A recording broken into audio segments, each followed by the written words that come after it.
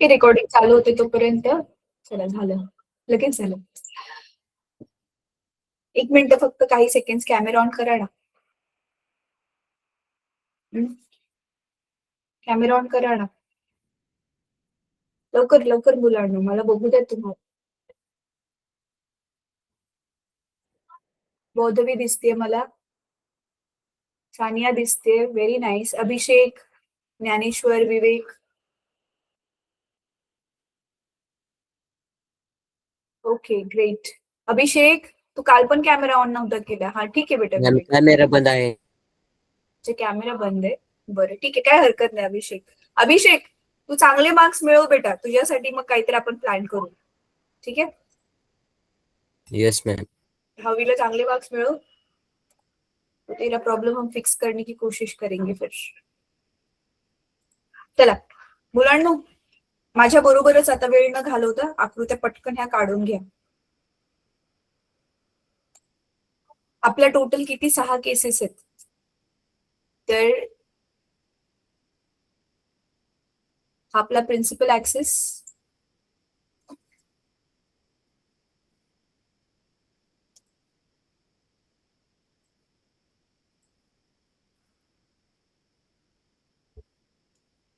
Second.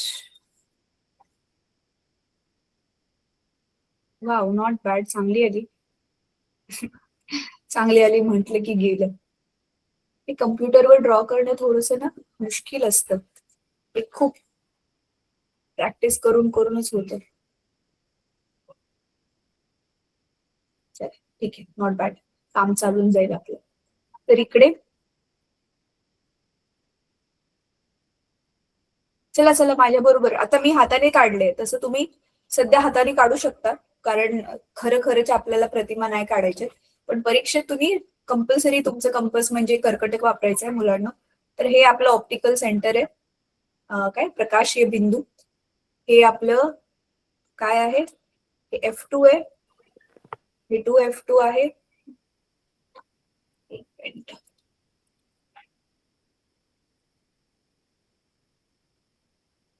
हे F1 आहे, हे 2F1 आहे, ठीक आहे. परत आपण टोटल 6 केसेस बघितलेल्या होत्या. तर सुरुवात करूया इन्फिनिटी पासून. तर इन्फिनिटी मी कसं दाखवते आता बघा मुलांना. म्हणजे वस्तू एकदम अनंत अंतरावर ठेवली असता. तर गेल्या वर्षी जसं आपण केलेलं एकामध्ये सगळ्याच्या 6 केसेस दाखवलेल्या.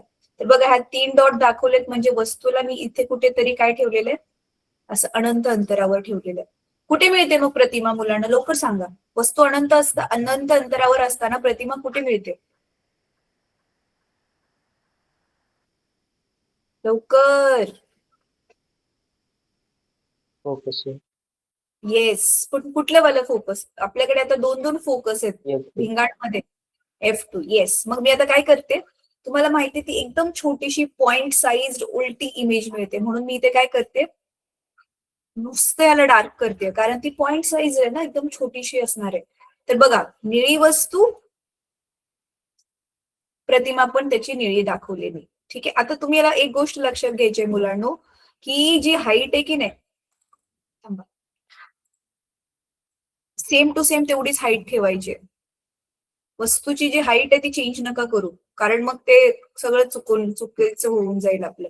वस्तूची हाईट नाही चेंज करायची आपण. प्रत्येक वेळी बघा मी पण ट्राय करेल तेवढीच हाईट ठेवायचं, जरी मी पट्टी वगैरे वापरत नसले तरी सुद्धा. तर आता दुसरी केस आपली काय होती मुलांनो, व्हॉट वॉज द सेकंड केस? आपण वस्तूला इथे ठेवलेलं, बरोबर आहे. बघा मी ट्राय केले सेमच हाईट ठेवायला. इथे ठेवलेलं आपण वस्तूला बियॉन्ड 2F1. बियॉन्ड 2F1 असल्यावरती प्रतिमा कुठे मिळालेली आपल्याला,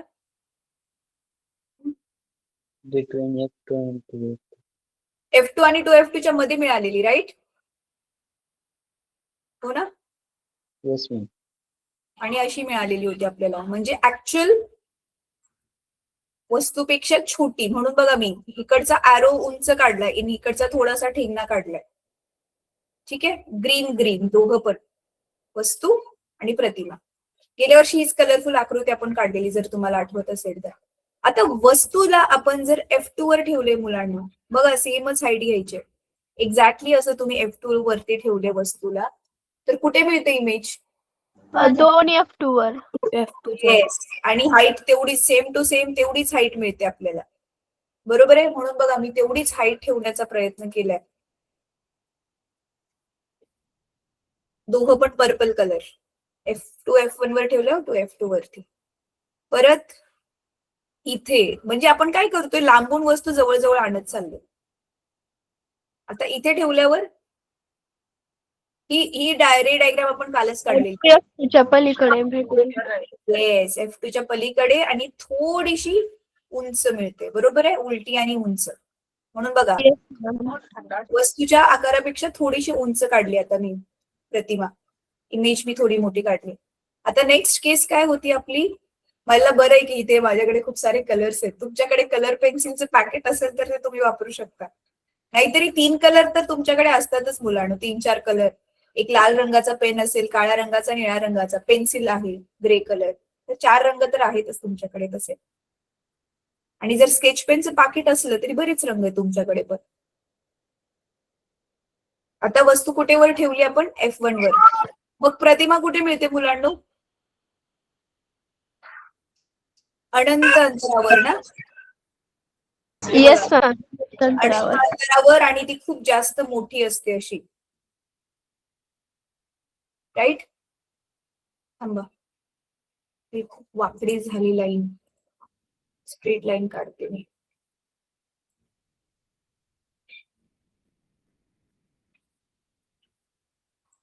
ठीक आहे, ओके.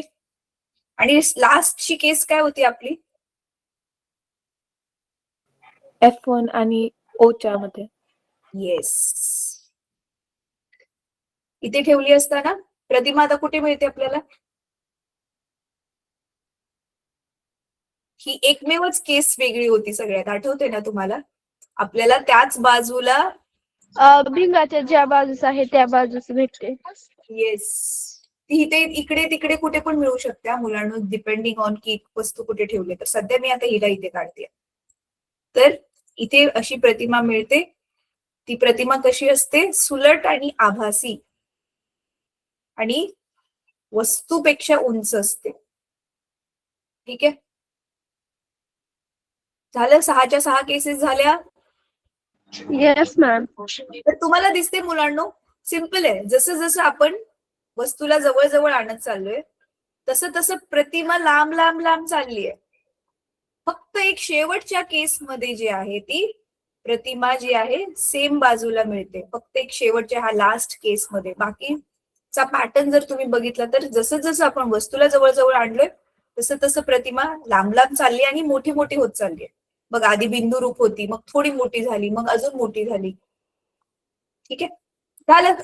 ही आकृती पाठ झाली की तुमच्या परीक्षेमध्ये कन्फ्युजन होणारच नाही तुम्हाला. तर ह्या आकृतीची तुम्ही प्रॅक्टिस करा मुलांना. ठीक आहे, स्क्रीनशॉट काढून घ्या. आता कलर पेन्सिल नसल्या तरी काय हरकत नाही, आता जसं पाहिजे तसं ड्रॉ करा.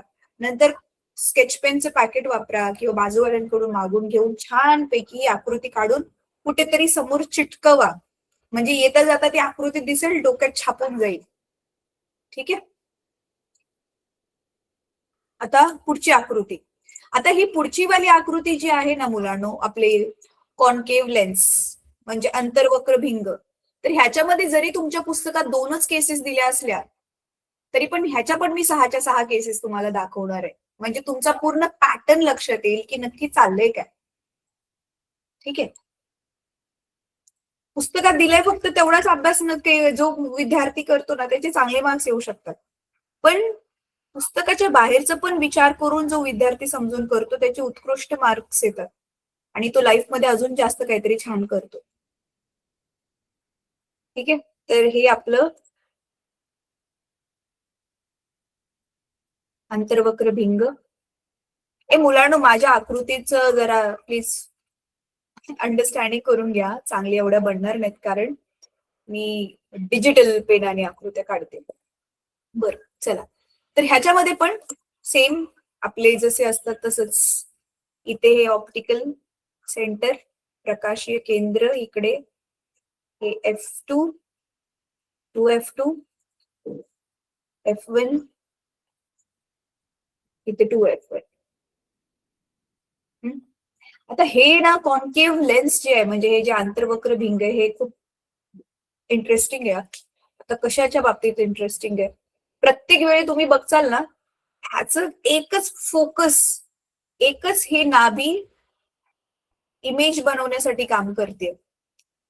म्हणजे काय म्हणायचंय मला, प्रत्येक वेळी तुम्ही जो रे काढलेत ना, प्रकाशाची किरण काढले, ती या F मधूनच जातात आहेत आणि या O मधूनच जातात. त्याच्यामुळेच प्रतिमा बनते. इकडचं हे काही कामच नाही करत. म्हणून बघा, ह्या आंतरवक्र भिंगाचं नाभीय अंतर्गणित सोडवताना आपण नेगेटिव्ह घेतो, ऋण घेतो आणि ह्याचं धन घेतो. कारण ह्याचं जे आहे हे वालं भिंग जास्त, म्हणजे नाभी फोकस काम करते आपल्याला रे डायग्राम लिखाणं. जसं काल नाही का काढलेली आपण, पहिली आकृती कुठून काढलेली, ही अशी ह्याच्यामधून गेलेली आणि दुसरी ही ऑप्टिकल सेंटर मधून काढलेली. तर प्रत्येक वेळी हे वालं F यूज होते आकृती काढायला आणि इथे ह्याच्या बिलकुल उलट लेफ्ट वाला F यूज होते आकृती काढायला. कळतंय का? म्हणून नाभीय अंतर, ज्याला आपण इंग्लिशमध्ये फोकल लेंथ म्हणतो, focal length of this convex lens is always positive F, आणि ह्याचा जो F आहे तो ऑलवेज काय आहे, निगेटिव्ह. कळते? हे आता गणित सोडवताना तुम्हाला कळेलच अजून जास्त मी काय म्हणते. आता सांगा मला मुलांनो, इकडे आता सेम टू सेम, आता इथे मी काय केलंय,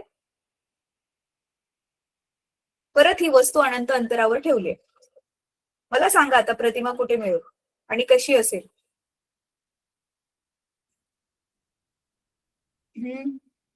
प्रतिमा आपल्याला परत बिंदू रूप मिळते, पण सेम साइडला मिळते आणि ती आभासी आणि सुलट आहे.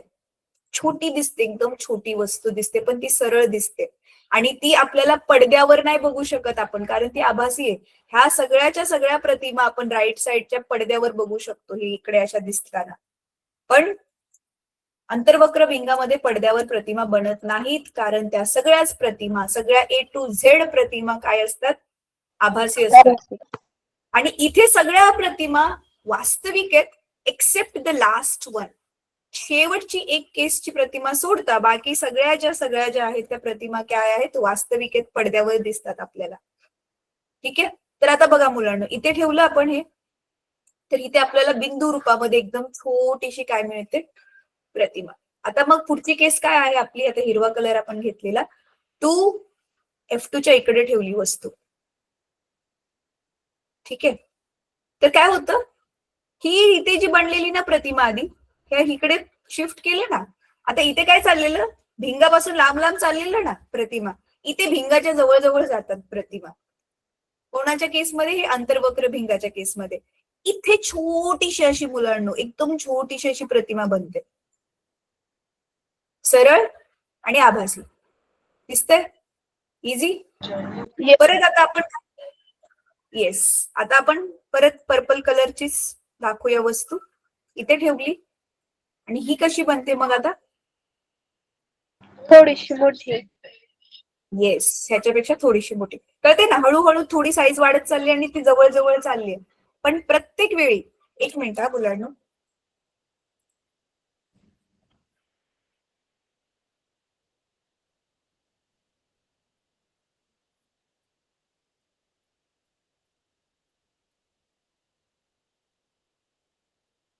पण प्रत्येक वेळी प्रतिमा काय आहे, थोडी थोडी मोठी होत चालली आहे, पण वस्तूपेक्षा तर प्रतिमा लहानच आकाराने.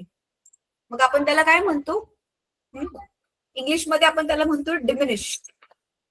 डिमिनिश्ड म्हणजे थोडीशी ठेवली. ठीक आहे? पण वस्तूपेक्षा लहानच आहे ती, थोडी थोडी वाढत चालली आहे, पण वस्तूपेक्षा प्रत्येक वेळी ती लहानच आहे. नंतर आपण वापरलेला स्काय ब्ल्यू कलर, F2 आणि इथे F1 आणि 2F1 च्या मध्ये ठेवल्यावर, तर मग इथे अजून थोडीशी मोठी होणार, ही अशी. परत F1 वर ठेवल्यावर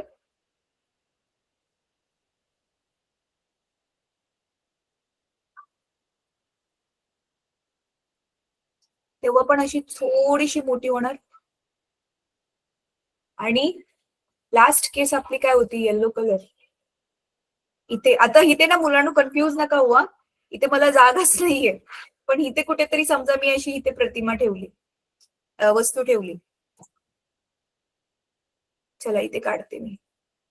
ही येलो कलरची वस्तू आहे, ओ आणि F1 च्या मध्ये ठेवली आणि ह्याची प्रतिमा कुठे मिळते मग एकदम अशी जवळ चिटकून भिंगाला.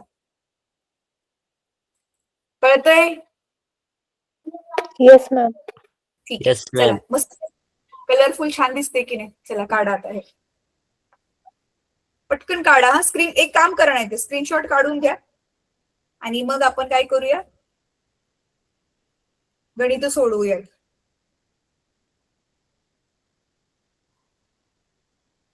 Welcome to Amazon now. Please wait while we connect your call to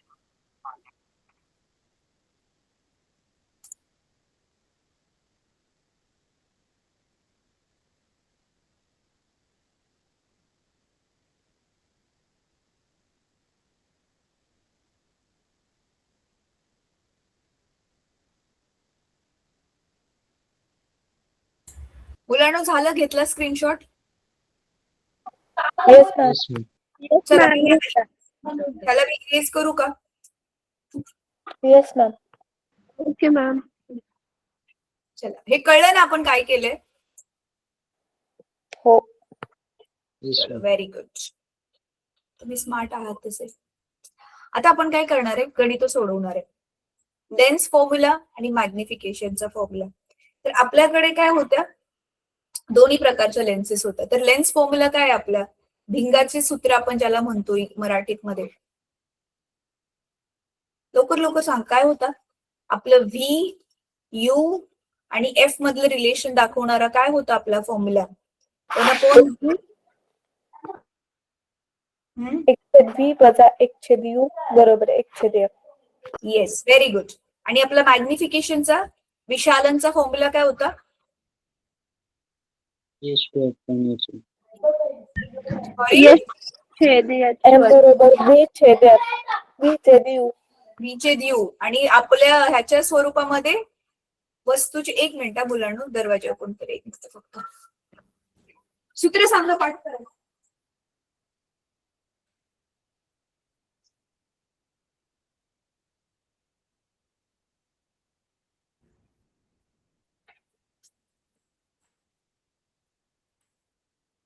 वस्तूचे अंतर भागिले प्रतिमेचे अंतर होतं की प्रतिमेचे उंची प्रतिमेची उंची भागिले वस्तूची उंची काय होतं? प्रतिमेचे अंतर छेद वस्तूचे अंतर. प्रतिमेची उंची हा, प्रतिमेची उंची. मग आपण त्याला HI नाव देऊया. I for image. इमेजची height. So height of the image म्हणजेच प्रतिमेची हाईट. विशालन म्हणजे तेच ना रे मुलांना, जसं की आता तुम्हाला किती पैकी किती मार्क्स भेटले, तसं वस्तूची हाईट किती होती त्याच्या तुलनेत किती हाईट भेटली, किती मोठं केलं त्या भिंगाने किंवा त्याला छोटं बनवलं, त्यालाच आपण म्हणतो विशालन. ठीक आहे. तर म्हणून वस्तूच्या उंचीच्या तुलनेत प्रतिमेची उंची किती मिळाली त्यालाच आपण म्हणतो विशालन. लॉजिक समजून सूत्राचं लक्षात ठेवाल तर मग तुम्हाला कधी प्रॉब्लेम नाही होणार सूत्रपाठ करायला. ठीक आहे. नुसता रट्टा मारला की मग कन्फ्युज होणार, HO होतं वरती का HI होतं वरती. ठीक आहे. नेहमी लक्षात ठेवा किती पैकी किती मिळालं, जसं मार्क्स आपण लिहितो तसंच सेम टू सेम. ठीक आहे. वस्तूच्या हाईटच्या तुलनेत इमेजची हाईट किती मिळाली. ठीक आहे. चला तर आता मग ही दोन सूत्र वापरूनच गणित सोडवायचे. ठीक आहे. तर आधी मी सगळ्यात सोपं गणित देईन आणि नंतर मग आपण थोडीशी अवघड गणित सोडूया. अजून एक सूत्र होतं आपलं, हे जे रेडियस ऑफ कर्व्हेचर, वक्रता त्रिज्या R is equal to 2F. आठवते ना, ही नाभीय अंतराच्या डबल असते वक्रता त्रिज्या. हे पण एक सूत्र होतं. तर टोटल 1 2 3 तीन सूत्र झाली. ठीक आहे. आता मी गणित सांगते, गणित डिक्टेट करते मुलांना, पटकन लिहून घ्या ते.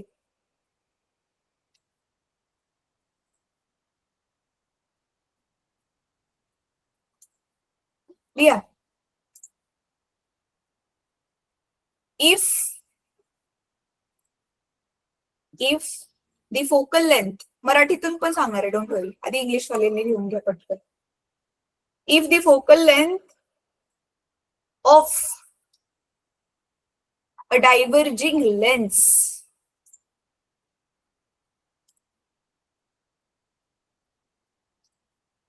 if a focal length of a diverging lens is 15 centimeter, what is its radius of curvature?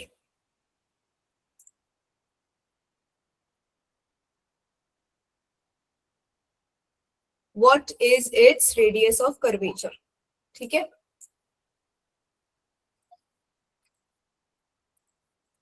एक मिनिट मुलांनो, आता तुम्हाला हे मी गणित ना ह्याच्यावरती दाखवते.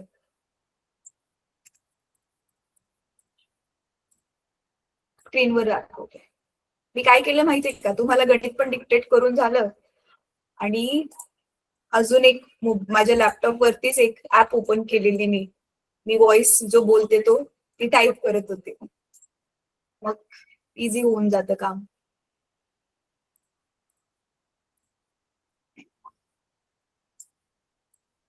हे तुम्ही ना जरा 10वीच्या परीक्षेत फ्री व्हा. मग तुमच्यापैकी काही मुलांना जर इंटरेस्ट असेल ना, मी तुम्हाला ह्या काही काही गोष्टी शिकवेल टेक्नॉलॉजीच्या.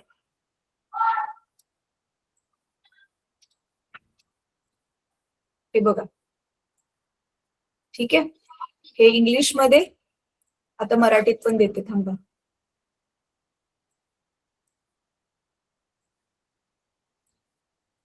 आता इथे ना एक मिस्टेक आहे मराठी ट्रान्सलेशन याने जे केलंय त्याचे, पण डोंट वरी, मी तुम्हाला सांगते त्याचं. इथे लेन्सचं त्याने लेन्सच ठेवलंय त्याचं, आणि फोकल लांबी लिहिलेली आहे. थांबा, ते मी चेंज करते त्याचं.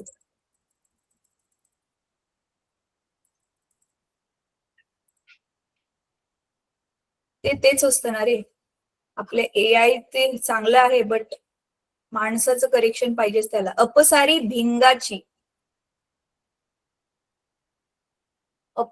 भिंगाचे इथे नाभीय अंतर लिहा. नाभीय अंतर 15 सेंटीमीटर असेल तर वक्रता त्रिज्या किती आहे? ठीक आहे, चला. तोंडी उत्तर आहे, सांगा काय येईल उत्तराचं. 30 सेंटीमीटर. 30 सेंटीमीटर चुकीचं उत्तर आहे. 30 सेंटीमीटर. चुकीचं उत्तर आहे. एफ नाही, किती आहे? बरोबर आहे. एफ किती आहे? हे डायव्हर्जिंग लेन्स, अपसारी भिंग म्हणजे कोणतं भिंग आहे? बहिर्वक्र भिंग आहे की आंतरवक्र भिंग आहे? अपसारी, अभिसारी आणि अपसारी असतं ना. Yes ma'am. हा, मग हे कोणतं भिंग आहे? अंतर्वक्र. येस. तर अंतर्वक्र भिंगाचं नाभीय अंतर आपण किती घेतो? अधिक घेतो की वजा घेतो? ऋण. हा, मग तुमचं उत्तर काय यायला पाहिजे? वजा 30. कळलं का म्हंटल मी चुकीचं आहे? तर हे वजा, सॉरी, इथे 2 जसंच्या तसं आणि इथे कंसामध्ये -15 ठेवणार तुम्ही. मग 15 दुनी 30 आणि वजाचं चिन्ह, हे आहे तुमचं उत्तर. कोणी बरोबर लिहिलेलं वजाचं चिन्ह सहित? हा प्रश्न असं सोडवायला नाही येणार, पण ते आपण म्हणतो ना मल्टिपल चॉईस, ज्याचे 4 ऑप्शन दिलेले असतात, एक करेक्ट ऑप्शन. हे चुकलं की 1 मार्क तिथल्या तिथेच गेला. जे मोठे मोठे आन्सर्स लिहायचे असतात ना मुलांना, तिथे थोडंफार काय लिहिलं तरी टीचर काही ना काही मार्क्स देतो. पण ज्याच्यामध्ये ऑप्शनच निवडायचा आहे, ऑप्शन चुकला की पूर्ण 1 मार्क गेला. कारण अर्धा मार्क्स पण नाही देऊ शकत तिथे टीचर. त्याच्यामुळे खूप साऱ्या हुशार मुलांचं काय होतं, मोठे मोठे जे उत्तर असतात त्याचे पैकीच्या पैकी मार्क्स, पण हे जे 1-1 मार्काचे प्रश्न आहेत तिथे बरेचसे मार्क्स त्यांचे जातात आणि त्याचं कोणी काही नाही करू शकत. सो ह्या सिली मिस्टेक्स जे आहेत ते आपल्याला टाळायचे. कोणाचं उत्तर बरोबर आलेलं वजा 30? कोणाचंच नाही ना. जेव्हा की आता मी आकृती काढताना सांगितलेलं की अंतर्वक्र भिंगाचं नाभीय अंतर आपण ऋण घेतो सांगितलेलं ना, आत्ताच जे सांगितलेलं. चला पुढचं गणित आता. ओ आय एम सो सॉरी, मुलांना तुम्ही ह्याचा स्क्रीनशॉट काढून घ्या.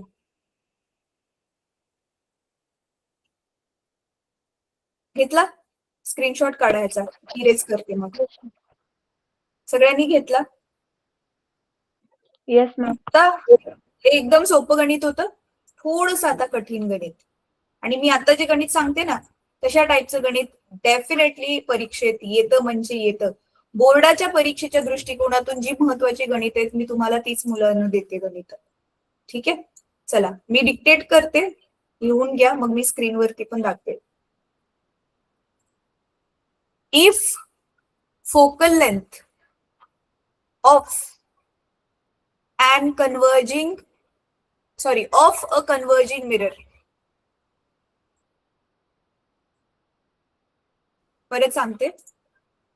If focal length of a converging mirror is 30 centimeter and an object of height 5 centimeter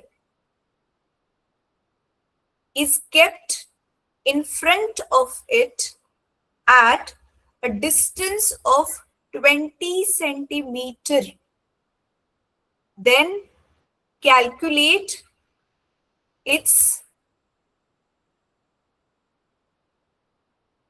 the size of the image, its position and nature.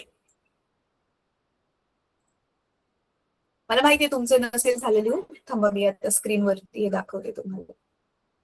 मराठीत तर मला सांगते. चला मी मराठीत सांगते, पटपट लिहून घ्या. हे इंग्लिशवाला स्क्रीनवर दाखवते आणि मराठीतलं तोंडी सांगते, कारण हे मराठीतलं ट्रान्सलेट करताना तसं पण गडबड करतात. चला, एका अभिसारी भिंगाचे नाभीय अंतर, एका अभिसारी भिंगाचे नाभीय अंतर 30 सेंटीमीटर आहे.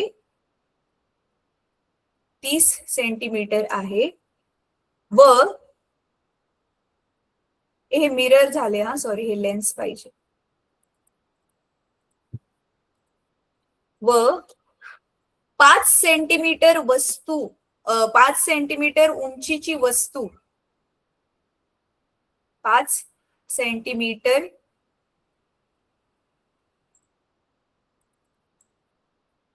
उंचीची वस्तू त्या भिंगासमोर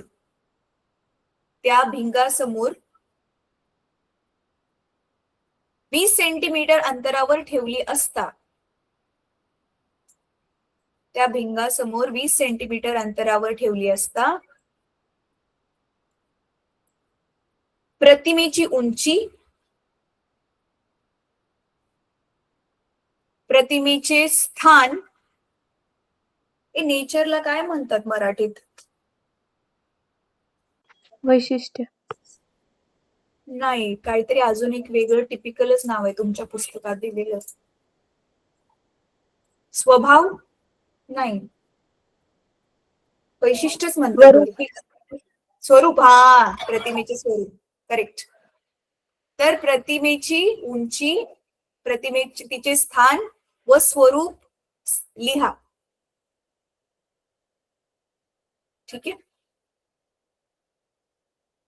आणि इथे लिहा and what is it's nature. What is it's, हा चला इंग्लिश मधला तर आता मी बोर्डावरतीच लिहिलेला आहे प्रश्न आणि मराठीत मी डिक्टेट केलाय. मग मी जसं तुम्हाला नेहमी शिकवलेलं आहे, आपण काय करणार, आधी प्रॉपरली सगळ्या पायऱ्या लिहायच्या मुलांनो. हा प्रश्न परीक्षेत 3 मार्काला येतो म्हणजे येतोच. 3 मार्कामधला अर्धा मार्क पण घालवायचा नाहीये तुम्हाला. चला, सो माय स्मार्ट स्टुडंट्स, लवकर लवकर मला सांगा आता काय काय दिले आपल्याला. ठीक आहे, तर आपण आधी इथे लिहिणार डेटा. डेटा म्हणजेच दिलेली माहिती. काय काय दिले? कन्व्हर्जिंग लेन्स आहे. कन्व्हर्जिंग लेन्स म्हणजे कोणती लेन्स, कोणतं भिंग?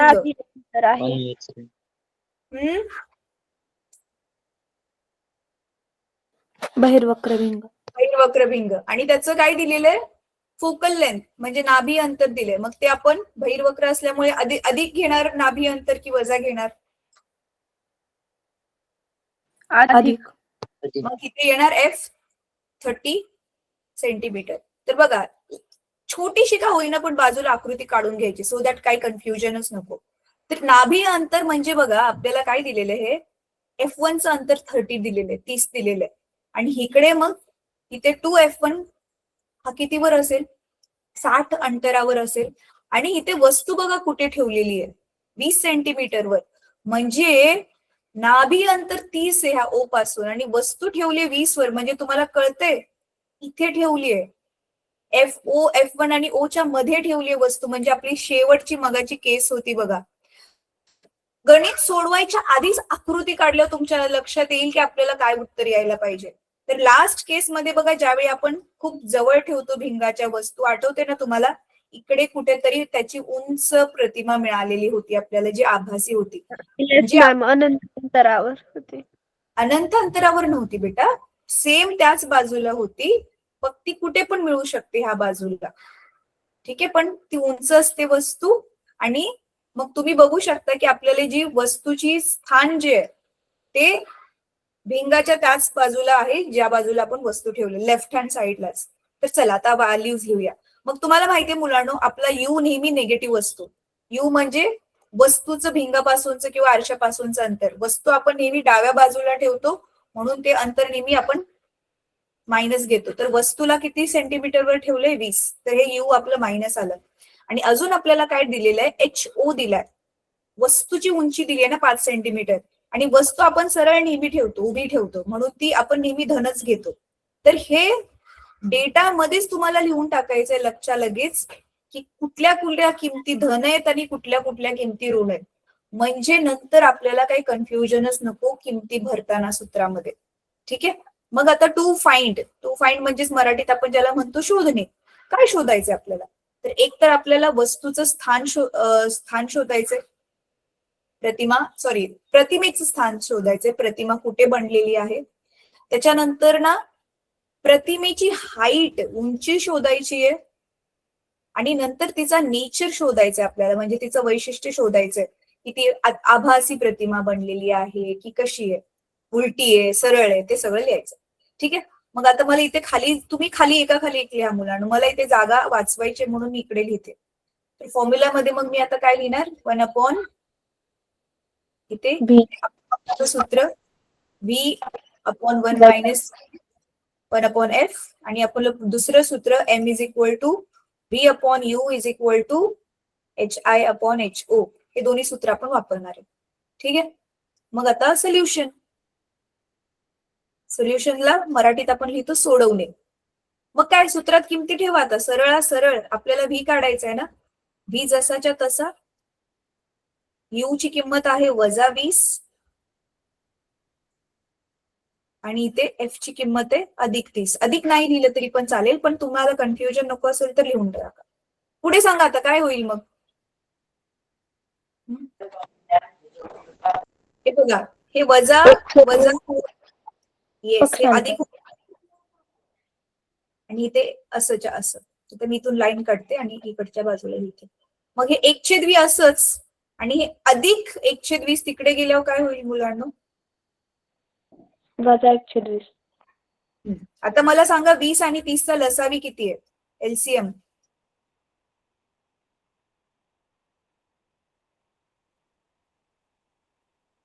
लसावी काढावं लागेल ना छेदांना सेम करण्यासाठी. आता हे मी वेगळ्या ह्याने लिहिते. अरे 30, त्याच्यावर 3 आणि 2चा किती आहे लसावी, 3 दुनी 6 ना. दोघं पण नंबर एकमेकांच्या पाड्यात येत नसले की सरळ आपण त्यांचा गुणाकार करतो की नाही मुलांनो, किंवा इथे सरळ तिरकस गुणाकार करा जर तुम्हाला आठवत नसेल तर. चला मी तिरकस गुणाकारच करते. मग हे बघा, इथे 20×1 = 20, हे मधलं वजाचं चिन्ह तसंच्या तसं, हे 30×1 = 30, आणि इथे 3 दुनी 6, 600, कारण 2 शून्य आहेत ना. वरती काय झालं मग, 20 - 30 किती आलं, -10. -10 भागिले 600. तर हे 0 कट, -1/60. आता दोन्ही बाजूंचा व्यस्त घेतल्यावर मग काय उत्तर मिळेल, Vच किंमत तुम्हाला काय मिळेल, -60 सेंटीमीटर. आलं हे पहिलं उत्तर जे हवं होतं ते.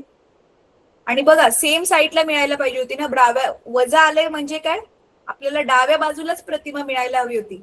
आलं बरोबर डाव्या बाजूचं वजाचं चिन्ह व्हीचं. म्हणजे आपण जे शिकलेलो प्रतिमा काढण्याचं ते इथे बरोबर मॅच होते आणि ते मॅच व्हायलाच पाहिजे. नाही मॅच होतं ह्याचा अर्थ तुम्ही काय केलेली गडबड केली काहीतरी. ठीक आहे, चला आता एक उत्तर मिळालं. तर पुढचं उत्तर आता काय काढायचं आपल्याला, प्रतिमेची उंची काढायची. तर आता ह्याच्यासाठी बघा मी एम न लिहिता ह्याला असं पण लिहू शकते. बघा मी कसं लिहिते, HI भागिले HO बरोबर V भागिले U लिहू शकते आपण. असं माहितीये ना तुम्हाला, हे बरोबरचं चिन्ह असल्यावर डावी उजवीकडची बाजू डावीला लिहिली आणि हे मधलं इकडे लिहिलं. एम नाही लिहिला तरी पण चालेल, कारण एम ची आपल्याला सध्या काही गरजच नाही.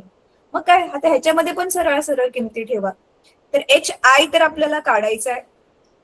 HO आपला किती आहे इथे बघा 5, V ची किंमत आहे -60 आणि U ची किंमत आहे -20. तर हे वजा वजा चिन्ह कॅन्सल, हा 0 0 कॅन्सल, बे एक बे,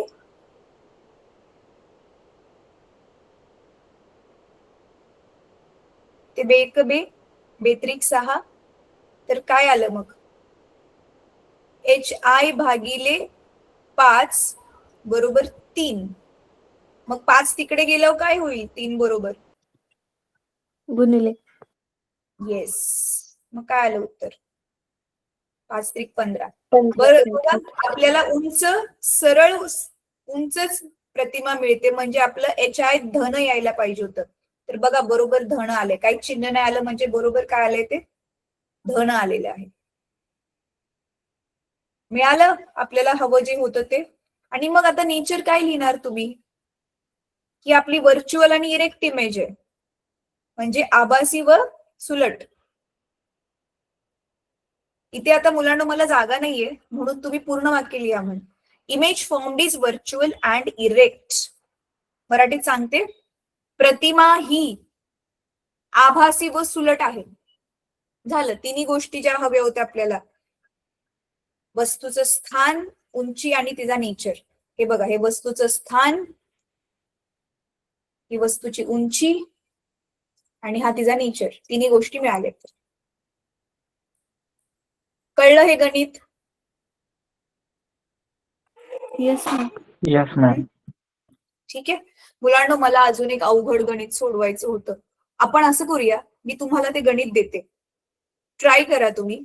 उद्या पण आपला पिरियड आहे, तर उद्या तुम्हाला नाही जमलं तर मी सोडवून दाखवते.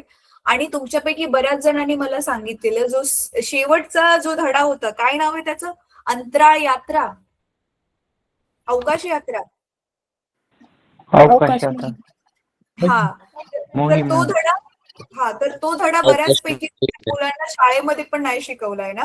तर म्हणून बघा, ह्या आठवड्यात आपल्या टाइम टेबल मध्ये माझे 3 पिरियड लावलेत. म्हणून मग मी उद्या जरी शनिवार असला तरी तुमचा तो धडा मी शिकवणार आहे. तर उद्या प्लीज तुम्ही ऍब्सेंट नका राहू. ठीक आहे, सिलेबस शिकवण्यासाठी उद्या जसं की आपला तो लास्ट पिरियड असेल, त्याच्यानंतर ना मग ह्या वर्षी तर मग मी तुम्हाला नाही शिकवणार, डायरेक्ट पुढच्या वर्षीच. तर उद्याचा पिरियडला ऍब्सेंट नका राहू. ठीक आहे, ह्याचा स्क्रीनशॉट घ्या मुलांना, मग मी तुम्हाला गणित सांगते.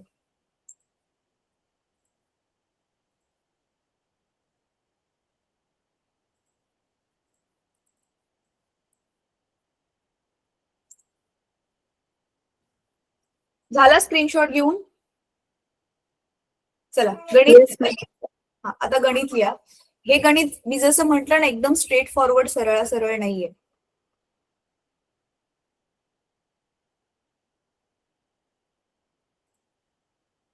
If and virtual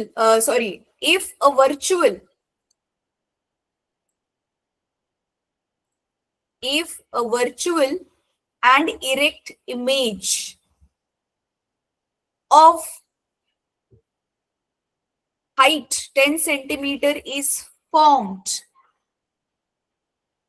if an object of height 5 centimeter is kept in front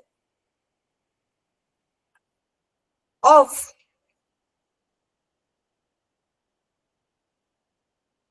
a diverging lens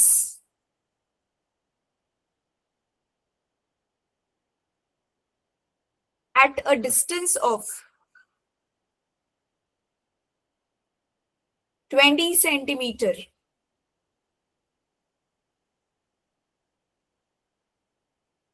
then what is the focal length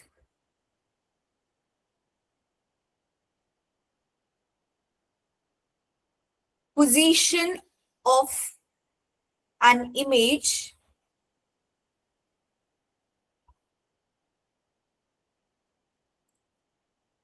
मला माहिती आहे तुमचं लिहून नाही झालंय, थांबा मी सेम प्रश्न बोर्डवरती दाखवते आणि मराठीमध्ये पण सांगते. ठीक आहे, थांबा एक सेकंड.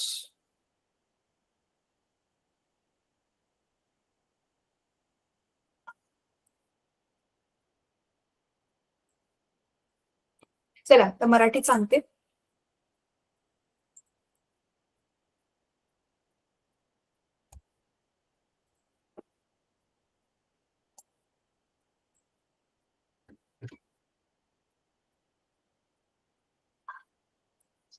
एका 5 सेंटीमीटर वस्तूची प्रतिमा, एका 5 सेंटीमीटर वस्तूची प्रतिमा 10 सेंटीमीटर उंचीची बनते. 10 सेंटीमीटर उंचीची बनते.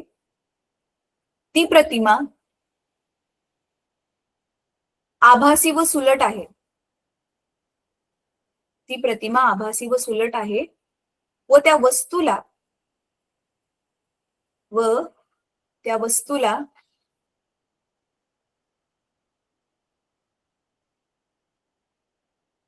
अंतर्वक्र भिंगाच्या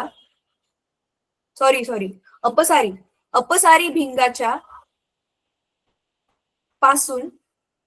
अपसारी भिंगापासून किंवा भिंगाच्या पासून 20 सेंटीमीटर अंतरावर ठेवले आहे. तर भिंगाचे नाभीय अंतर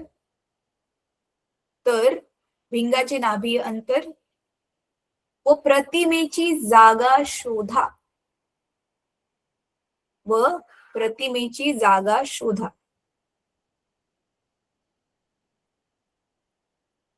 कळलं? मराठीतून लिहून झालं मुलांनो? Yes ma'am. इंग्लिशवाल्या मुलांचं लिहून झालं? इंग्लिशवाल्या मुलांचं लिहून झालं? Yes ma'am.